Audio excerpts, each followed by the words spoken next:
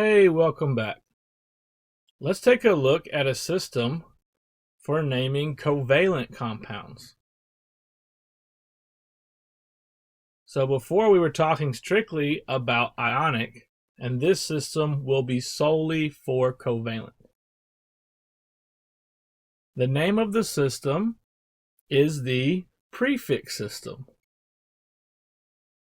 You may remember from English, pre means before, so the prefix will be something that we attach to the beginning of words to let us know the number of elements there are.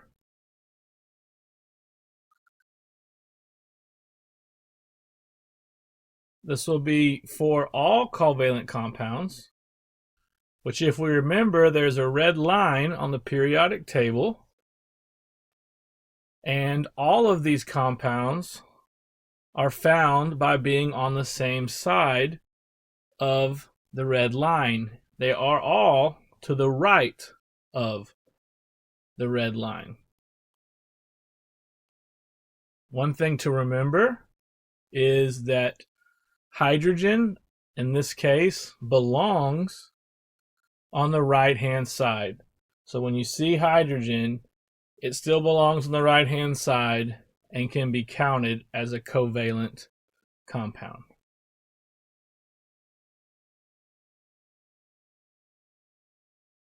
Let's take a look at the prefix system rules. These are going to be pretty simple.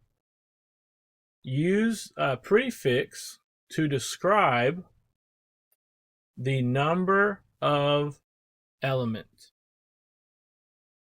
that you see. So you're going to start and read left to right.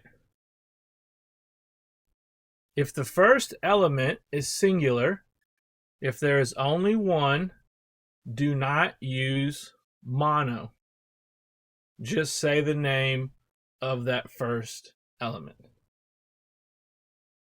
Every element after that, it's okay to use mono if there is only one of those elements.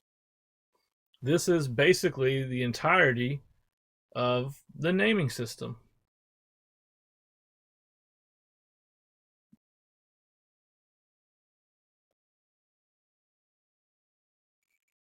So now let's take a look at the prefixes that we will be using for the numbers.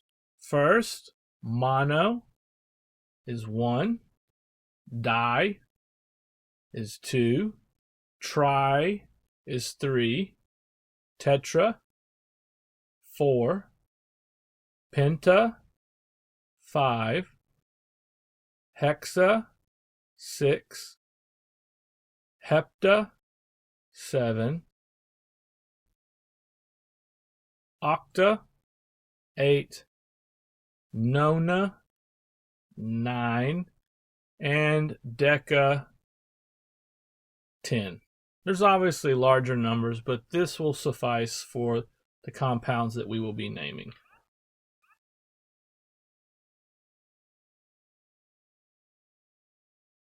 Here are some examples. Let's take a look. CO2. The first element is carbon. Notice that there's only one, so I'm not going to say mono, it's the first. Second is 2, so I say dioxide because there was 2 oxygens. Similar compound, CO. Once again, there's only one carbon, but the first element I do not say mono with. The second one, there is only one, and so I will say mono. So I say carbon monoxide.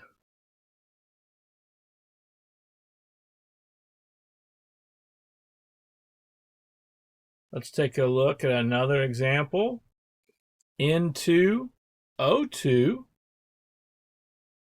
This case, there's 2 nitrogens, so dinitrogen. There are 2 oxygens, so I'm going to say dioxide. Here's another example. C2 H6. So I will call this dicarbon for the 2, and then hexahydride for the 6. That's it. See you next time. Bye-bye.